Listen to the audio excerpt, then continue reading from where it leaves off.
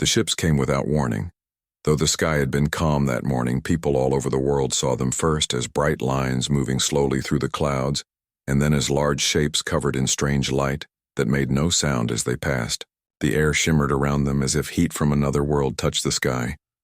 And yet there was no fire, no storm, only stillness, and the feeling that something important had arrived. The news channels struggled to describe what was happening as the world leaders gathered through emergency connections to find out who they were and what they wanted. People in cities stood on rooftops pointing cameras and phones trying to believe that this was real. The Galactic Council had come to Earth again, and this time they said they came in peace. The last contact years ago had ended in silence when the first envoy vanished during a mission in orbit, and since then, humanity had grown cautious. Now another group had arrived, saying they wanted to rebuild trust and open dialogue. The Council ships hovered above major cities, their smooth, dark surfaces reflecting sunlight without showing any sign of engines or wings. They looked more like floating shadows than machines from space. The people, chosen to represent Earth, waited at the International Space Agency headquarters outside Denver. It was the safest place for a first meeting. According to the Global Council, Daniel, Claire, and Riley stood together in the long hall as the screens showed live footage of the alien crafts descending nearby. Daniel was tall and quiet, always watching more than he spoke. Claire was calm but curious, her mind already trying to understand their purpose. Riley looked restless, wanting to do something. Instead of waiting as the first shuttle landed near the base, a soft blue glow surrounded it, and a door opened slowly. The figure that stepped out was unlike anything they had ever seen. It was tall, slender, with smooth silver skin and eyes that seemed to hold light within it. Spoke in a calm voice that echoed softly in the air, saying it was called Zaylor, and that it came on behalf of the Galactic Council. It thanked humanity for granting audience and said it carried a message of peace and partnership. Daniel led the group forward, offering a greeting that had been practiced many times. He said, "Humanity was honored to meet again and hoped this visit would bring understanding." Zaylor bowed slightly in a gesture that seemed rehearsed. It explained that the Council wished to establish a new alliance, one that would share knowledge and ensure stability among the stars. But Daniel noticed something in its tone, something that sounded more like command than invitation. Claire listened closely as Zaylor spoke about unity and trust, yet avoided saying what the Council expected in return. Riley looked at the alien delegates who followed behind and saw their faces still and unreadable. No expression, no emotion, only precision during. The meeting that followed inside the glass chamber, the Council envoys placed a small sphere on the table. It projected symbols and light, forming an image of the galaxy with hundreds of glowing points. Zaylor explained that these were members of the Council and that Earth had been granted a seat among them. Claire asked what responsibilities came with that seat, and the envoy answered that Earth must first accept the peace accord, a set of laws written by the Council to prevent conflict. Daniel asked what those laws demanded, and the envoy paused before saying that member worlds must surrender all weapons of mass destruction and submit their defense systems for shared control. The room grew silent. The humans exchanged looks, though. None spoke aloud. The air felt heavy, and every second stretched long. Riley clenched his hands under the table, knowing what that meant. Earth would not control its own defense. Claire tried to speak calmly, asking if such terms were necessary for peace. Zaylor replied that peace always requires sacrifice, and that the Council had maintained harmony for thousands of years under these same rules.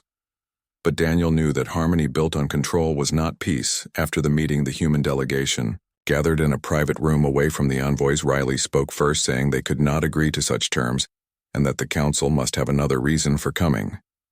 Claire said they should not react with fear, but also not accept too quickly. Daniel agreed, saying they must learn more before deciding. He suspected that the Council's peace might only serve the Council itself outside the base. People celebrated, thinking the visit was friendly. The news called it the dawn of a new age.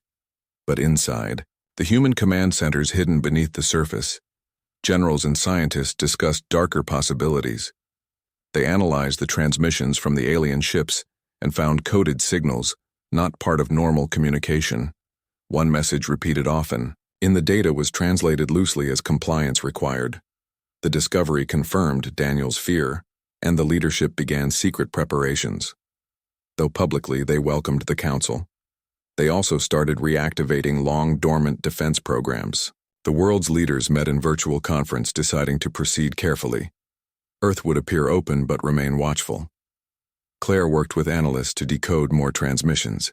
She found patterns that hinted the council was mapping Earth's military networks using their own satellites under the excuse of sharing technology.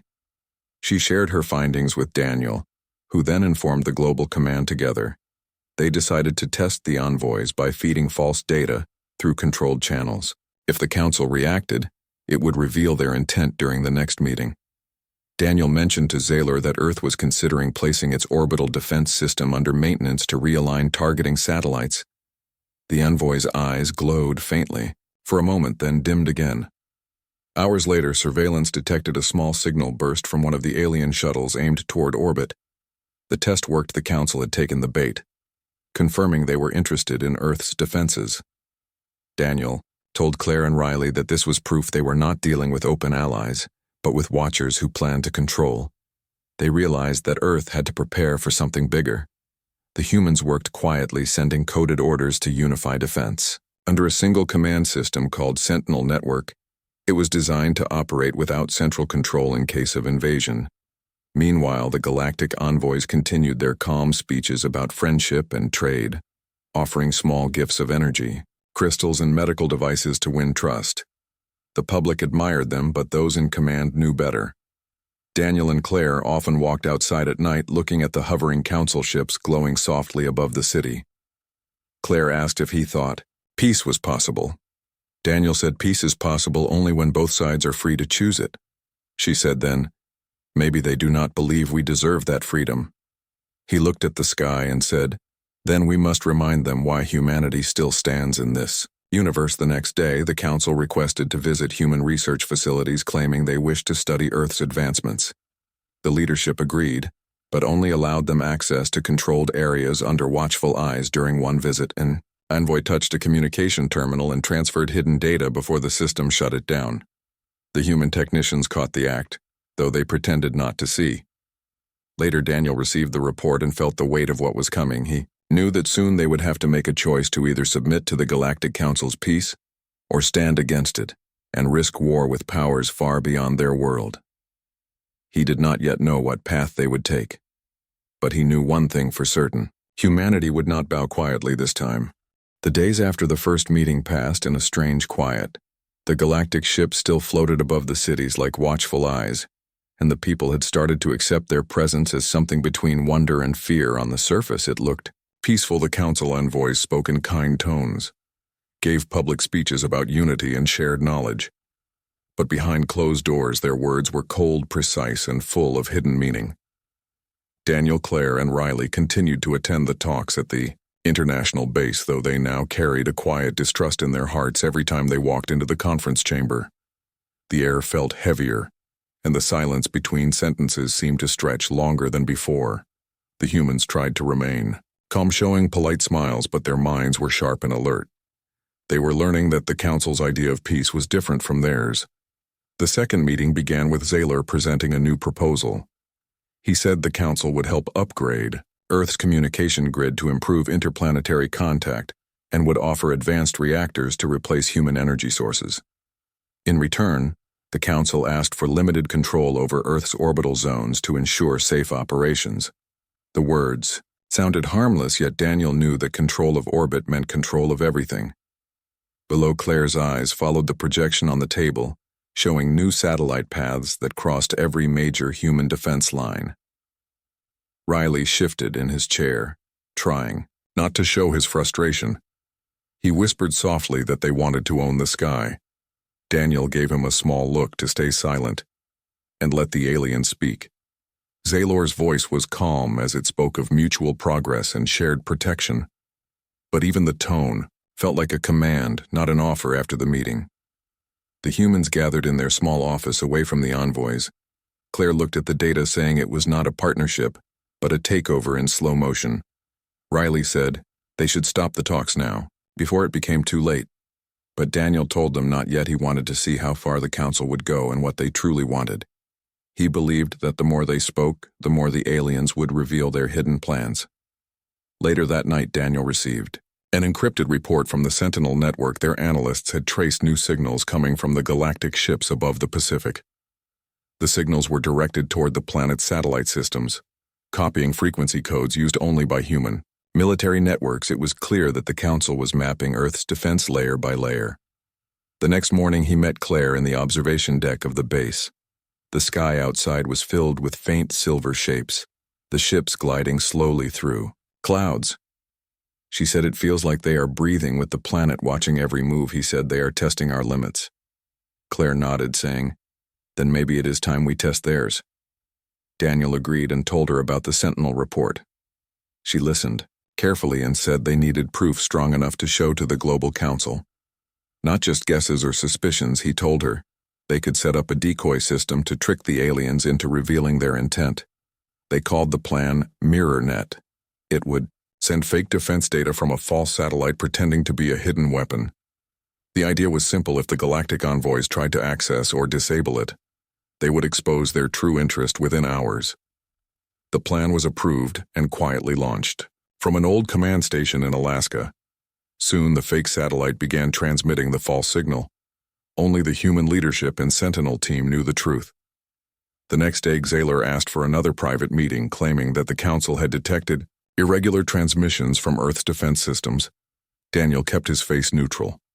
Though his heart raced, he asked, "What kind of transmissions?" Xaler said it might be a malfunction, but they would like to inspect the satellite directly.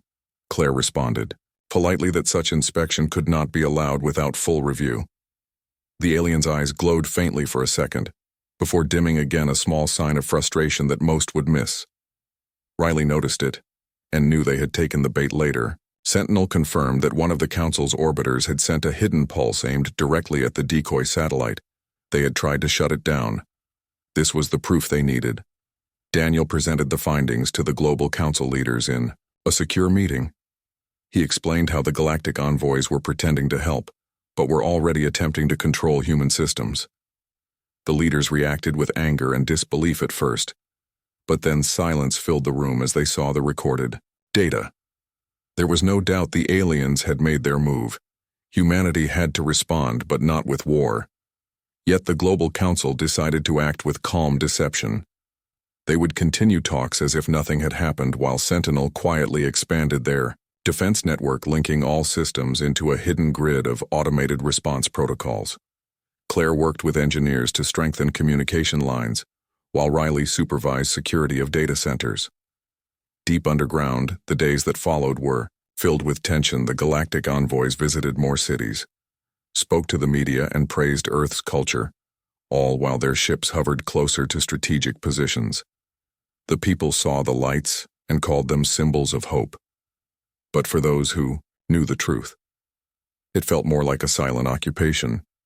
One evening, Daniel received a message from Sentinel showing that the alien ships were releasing micro-drones into the atmosphere, small as dust, invisible to the eye. They floated above the oceans and cities collecting data. Claire analyzed the particles and found that they were linking to the Council's orbiters through coded energy pulses. The aliens were building a live network to monitor the planet, every breath, every sound, every movement. It was then Claire said quietly that this was not peace, it was surveillance. Daniel agreed, saying, maybe they never wanted peace. Maybe they wanted control through peace. They gathered Riley and planned the next step. Sentinel would jam the alien drones in a test area over the desert to see how they reacted. If the aliens noticed the interference, it would confirm they were watching too closely. The operation began at dawn. The desert sky shimmered as the jamming field spread out over 100 miles. For hours, nothing happened. Then suddenly all galactic ships in orbit adjusted position and emitted a loud, low hum that shook windows across the world. People panicked, thinking an attack had begun, but it lasted only a few minutes before silence. Returned Sentinel confirmed the alien drones above the test area had fallen inactive and then self-destroyed. The aliens had noticed and acted fast, too fast for coincidence. Later, Xalor appeared again, requesting an urgent meeting. He said the Galactic Council was concerned about sudden electromagnetic disruptions that could threaten planetary safety. Daniel kept calm, saying perhaps the ships caused it themselves. The Envoy's eyes flickered with brief light before it replied that such accidents do not happen with Council technology. It warned that continued instability could result in intervention for planetary protection. Claire heard those words and felt the hidden threat in them. Intervention for protection meant invasion under new names. After the Envoy left, she turned to Daniel saying, "They are giving us a warning." He said, "No. They are giving us an ultimatum." From that moment, the human leaders knew they had to act fast. Sentinel began preparing Phase 2 of their plan, known as Ember Shield, a full planetary defense system hidden under civilian grids. No one outside command knew about it, while the galactic ships floated quietly above the cities, and the people still dreamed of peace. Those in the shadows worked day and night to ensure that when the time came, humanity would not be helpless. Daniel, Claire, and Riley watched from the control room as new defense satellites launched one by one into orbit.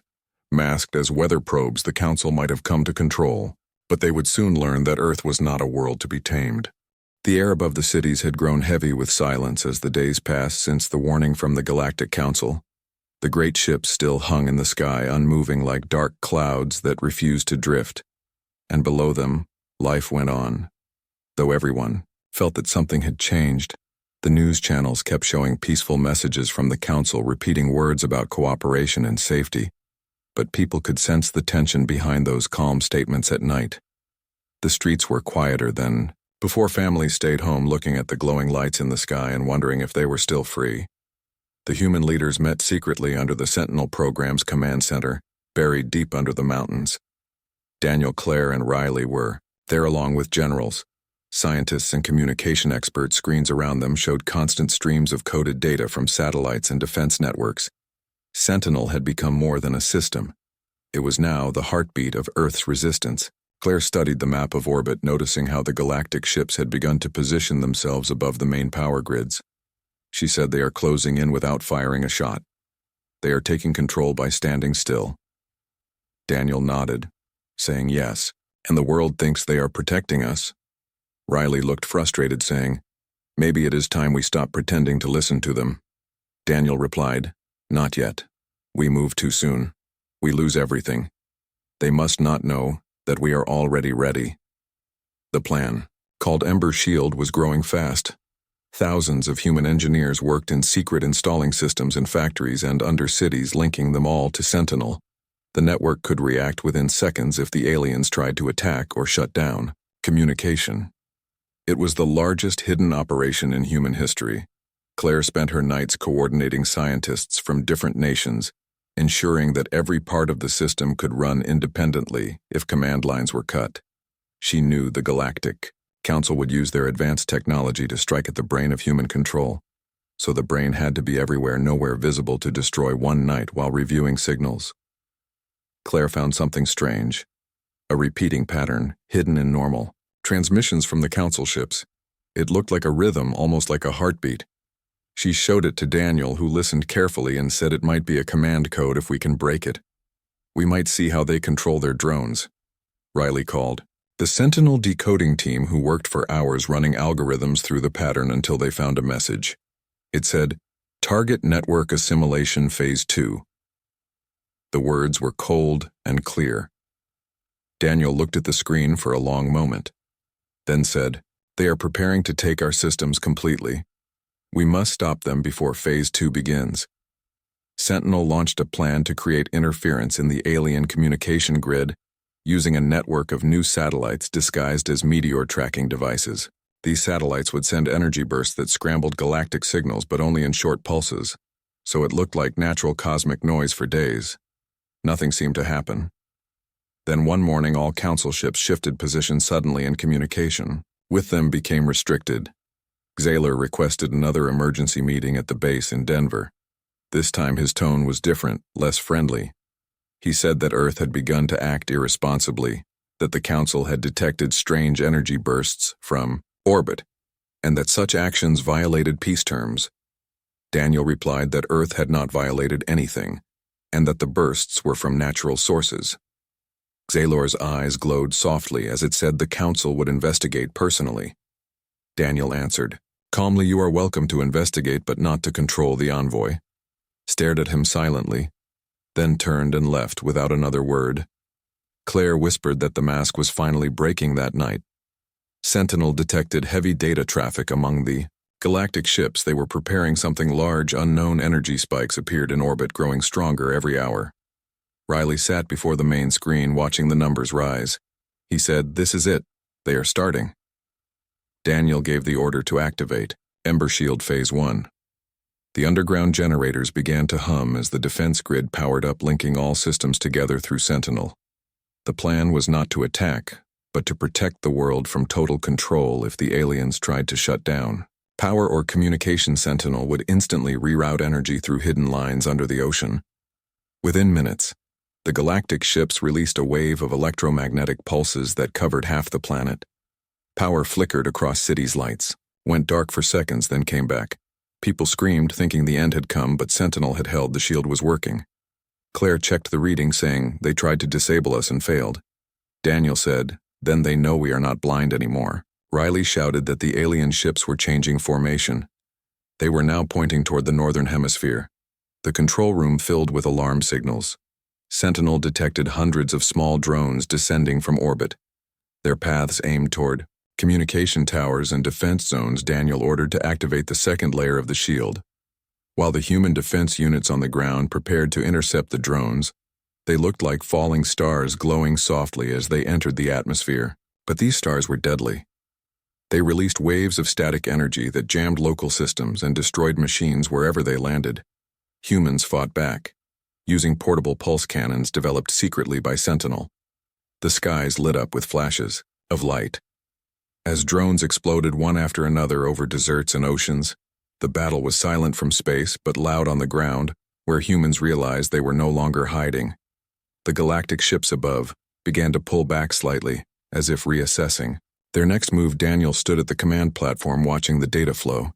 He said they did not expect us to fight back this fast. Claire said they thought we would break like others. They controlled. Riley laughed briefly, saying, "They just met." The wrong planet. Sentinel teams around the world worked non-stop repairing damaged systems. While Ember Shield continued to hold, the Galactic Council sent a transmission directly to Earth's leaders demanding an explanation. They claimed Earth's defense actions were acts of aggression and warned that continued resistance would force the Council to enforce compliance. Daniel was chosen to respond. He appeared before the galactic communication screen. Calm and steady, he said, "Earth has not attacked anyone. We only defended what belongs to us. Peace cannot exist where one side kneels and the other commands." Xalor replied with cold clarity, "The Council brings order to chaos. Your species threatens that order." Daniel answered, "Then maybe it is your order that fears freedom." The line went silent. The image of Xalor faded and the screen went black. The next moment, Sentinel detected all Council ships moving into high orbit. The humans watched them go, not knowing if it meant retreat or preparation for something worse. Claire turned to Daniel, saying, "They will come back stronger." He said, "Yes, but next time we will be ready for more." The team stayed awake through the night, repairing systems and planning new countermeasures as dawn broke over the horizon. The ships were still visible far above, glowing faintly in the morning light. Humanity had survived the first strike without falling. The world was no longer the same. People across countries saw the truth. Now the peace they had been promised was a chain in disguise, and Earth had chosen to break it quietly beneath the surface. Sentinel worked like a silent guardian, linking every heart, every machine, every thought of resistance together. The Galactic Council had seen the strength of humanity not in weapons but in will. And though they would return with greater power, they would find a planet no longer afraid. Daniel, Claire, and Riley stood side by side, watching the light rise over the horizon. None spoke for a while. Then Claire said softly, "They will come again." He nodded, saying, "And when they do, they will see that humans do not surrender. They evolve." The sky was clear again, but everyone knew it was not over.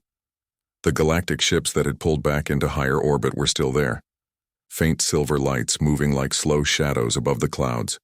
The people of Earth tried to go on with their daily lives, but there was unease in every street and silence in every home. Governments told their citizens that the threat was contained and that peace talks were still open. Yet most people no longer believed those calm words. They had seen the lights flicker. They had felt the pulse through the ground when the alien attack had come, and they had seen the strange metal fragments that fell from the destroyed drones across deserts and fields. Earth was awake now, and it was no longer the same planet. Daniel, Claire, and Riley worked day and night at the Sentinel Command Center buried deep beneath the mountain range. The room glowed with the faint light of monitors and maps, showing global data streams of movement and energy. Claire watched as the orbit readings changed slowly, showing how the alien ships were forming new patterns around the planet. Daniel said, "They are not leaving. They are studying us." Riley said, "Maybe they are waiting for something or someone." Daniel said, "They are waiting for us to make a mistake." The human defense networks were stronger than before. The Ember Shield system had proven itself under fire. Now it was being expanded across all continents, linking power grids, satellite arrays, and hidden bases. Sentinels, Control Core, had grown more intelligent too, adapting to every move the aliens made. It learned from them, analyzing their attacks, predicting their next patterns. The alien council ships had stopped sending open messages, but Earth intercepted faint, encrypted transmissions between them. Claire worked with the decoding teams day after day until finally, they uncovered a small fragment of translation. It said, "Directive Phase 3. Initiate planetary compliance." Daniel read the words and said quietly, "This means they are preparing for total control." Claire said, "Then we must be faster," Riley said, "or louder." Sentinel leadership decided to move forward with a bold plan, not to hide any longer, but to show the Council that humanity would not submit. Through force or fear, they called it Horizon Signal. It would be a broadcast sent across the galaxy from every satellite and ship, carrying a single message that Earth was free and that no power could claim it. The idea was dangerous, because sending such a signal could reveal every defense frequency to the enemy. But Daniel believed that strength was not in hiding but in declaring truth. Claire agreed, saying silence had only given the Council time to build lies. Horizon Signal would use the full power of Ember Shield and amplify it through the ionosphere, reaching every corner of the sky. Engineers worked without rest, tuning antennas and reactors while scientists adjusted frequencies for clarity. The countdown began across every command base while people across the world gathered around their screens watching the message that would define their future. When the moment came, Daniel stood before the main console, his hand over the final command key, Claire beside him and Riley watching. The readings on the side screens, he said, "This is not just a message, it is a promise." He pressed the key and the Horizon Signal began to transmit. The soundless wave of light spread across the atmosphere, rising through the clouds like an invisible flame. It reached space and then further, carrying the message in every language of Earth. "We are free. We are not your subjects. We will not kneel for peace, built on control." The wave struck the galactic ships, and for a moment, the sky itself seemed to shimmer with light. The alien vessels responded instantly, firing streams of energy down toward the atmosphere. Sentinel detected them and redirected power from Ember Shield to counter the assault. Massive shields of light formed above cities, absorbing the impact and scattering it across the upper air. People watched from windows as the sky glowed bright blue and white like lightning trapped in slow motion. The attack lasted for minutes, then stopped as suddenly as it had begun. The alien ships fell back again, motionless. Silent Sentinel confirmed no major damage, only minor disruptions. Claire exhaled slowly, saying, "They wanted to scare us." Daniel said, "They failed." Riley smiled, saying, "Maybe now they know who they are dealing with." The days after the broadcast were tense. The Council did not send any new messages. Instead, their ships began to form a large circular formation around the planet, their energy readings spiking higher each day. Sentinel analysts feared they were building a super relay, something that could deliver a massive pulse strong enough to disable all of Earth's technology. Daniel gathered his team and said, "If they finish that, we lose everything." Claire said, "How much time do we have?" Sentinel calculated. Less than 72 hours. Ember Shield could hold for a while, but not forever. They needed another way to stop the Council without firing.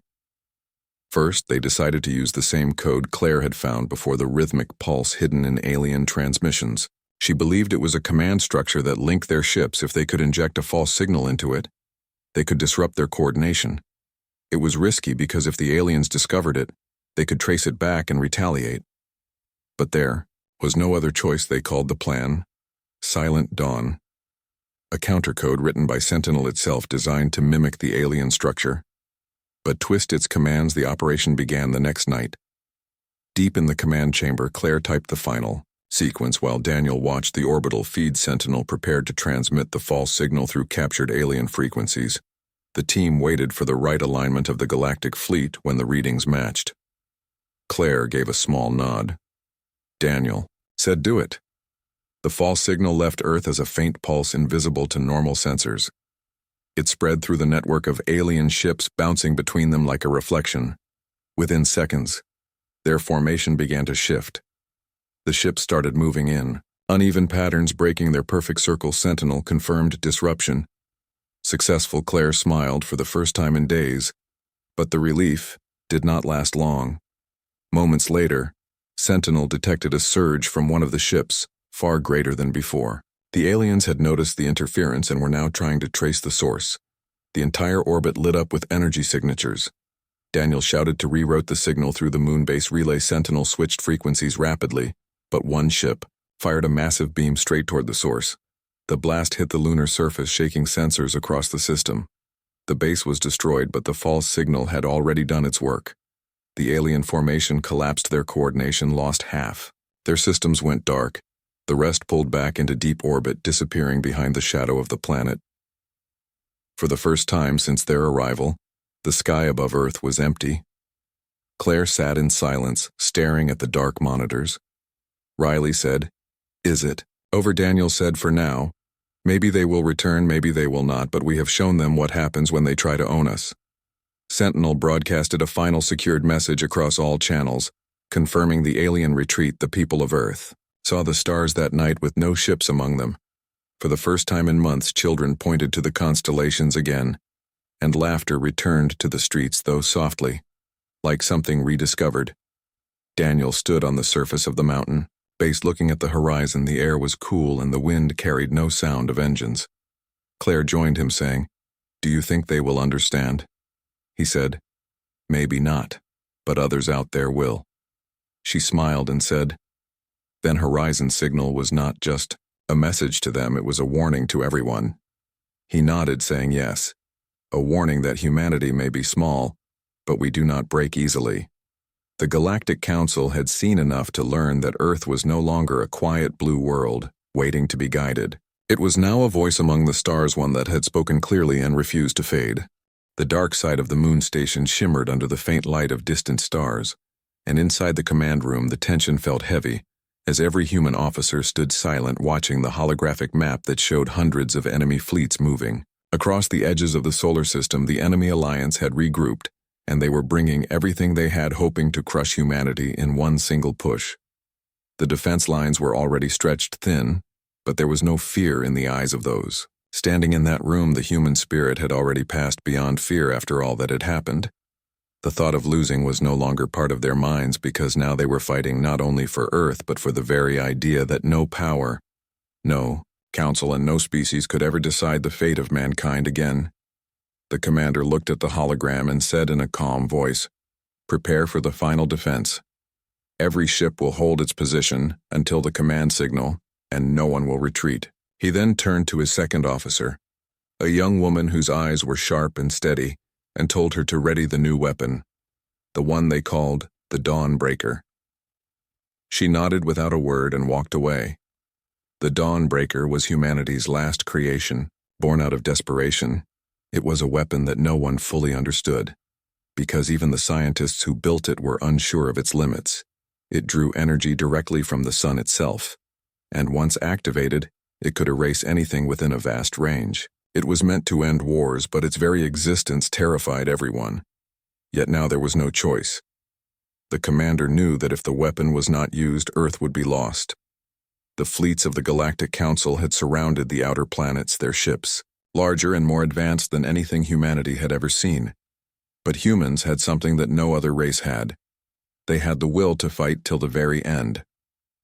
On Mars, the defense outpost was under heavy fire. Explosions rippled across the red plains. As soldiers held their ground behind the walls of the base, one of them, a young man with a tired face, looked at the sky, filled with burning trails of falling ships.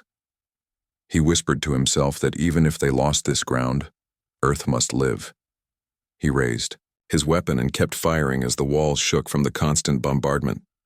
The communication line buzzed and the voice of the commander came through, telling everyone to hold for 5 more minutes. They had to delay the enemy for that long, too. Give the Dawnbreaker time to charge. Those words gave the soldiers new strength. They knew they would not survive, but they also knew their sacrifice had meaning. 5 minutes was not much, but in war, even a second could change everything. At the same time near Jupiter, the largest human carrier was surrounded. Its engines were damaged and most of its weapons were gone. The captain stood on the bridge, his face calm as he looked at the approaching enemy ships. He ordered all remaining fighters to launch in one final wave. The pilots obeyed without hesitation, flying into the heart of the enemy formation. They knew it was suicide, but they went anyway for Earth, for their families, for the hope that somewhere beyond the darkness, humanity would still stand. The enemy commander, watching from his ship, could not understand why humans fought like this to the very last, without fear, without surrender. It was something no alien race could explain. They had studied humans for centuries, but never truly understood them. Back on the moon station, the countdown reached its final seconds. The Dawnbreaker pulsed with light, brighter than the stars around it. The commander stood silent, his hands behind his back as he watched the energy readings rise. The scientist warned that once the weapon was fired, it could destroy even their own ships. But he simply said that it did not matter, as long as humanity survived somewhere, somehow.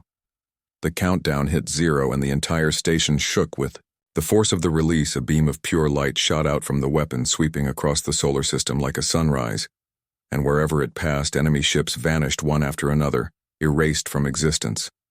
It was not fire. It was not destruction. It was something purer. It was as if space itself had decided to wipe clean everything that threatened Earth. When the light faded, the solar system was quiet again. The communication channels filled with silence. Then one by one the remaining human ships began to send messages of survival, their voices weak but proud. The commander closed his eyes for a moment and whispered that it was done. But the energy from the Dawnbreaker had also taken much from them. The weapon was gone. The station was half destroyed and many of their fleets were lost, yet Earth was still there, still alive. As the commander watched the blue planet from the window, he thought about all the lives that had been lost to reach this day. He knew that peace would not come easily, because now the galaxy had seen what humans could do, and fear would spread faster than light. In the days that followed, the Galactic Council sent no ships, no messages. Only silence. Their fleets were gone, their power broken. The surviving races watched from afar, uncertain if humanity would strike again. But Earth did not attack. Instead, the humans sent a single message across the stars. It said that they did not want war, but they would never again kneel before any power. That message echoed through the galaxy, carried by broken transmissions and rumors, and it changed everything. Some alien worlds began to speak of humans with respect, others with terror, but all agreed that the age of human weakness was over. Months later, when the skies over Earth were calm and the cities began to rebuild, people looked up and saw the same stars that had once been so far away. Now they felt different. Now they belonged to humanity. The commander retired from service and lived quietly near the coast. He never spoke of the war again, but sometimes at night he would walk to the shore and look at the sky, wondering if one day the galaxy would try again. And he knew that if that day came, humanity would be ready somewhere beyond the stars. New explorers were already preparing for the next journey, not to conquer, but to make sure no threat would ever reach their home again. The story of the Dawnbreaker became legend, whispered among generations as a symbol of human resolve. It was said that when the light of the sun touched the Earth each morning, it was a reminder of that day, when humans stood against the entire galaxy and survived. No one knew what the future held. Maybe one day peace would truly come, or maybe new wars would rise, but it no longer mattered, because the spirit of humanity had proven itself unbreakable. In the end, the commander knew that the galaxy would never forget what had happened. They would remember the day the humans declared the Eradication protocol, and they would remember the silence that followed. He looked up at the stars one last time and smiled, knowing that for the first time in history, The universe finally understood that humanity was not to be feared because of their weapons, but because of their will to live. And so, under the quiet light of the moon and the endless stretch of space, the story of mankind continued, not as a tale of destruction, but as a promise that no matter how dark the universe became, there would always be a light that refused to die.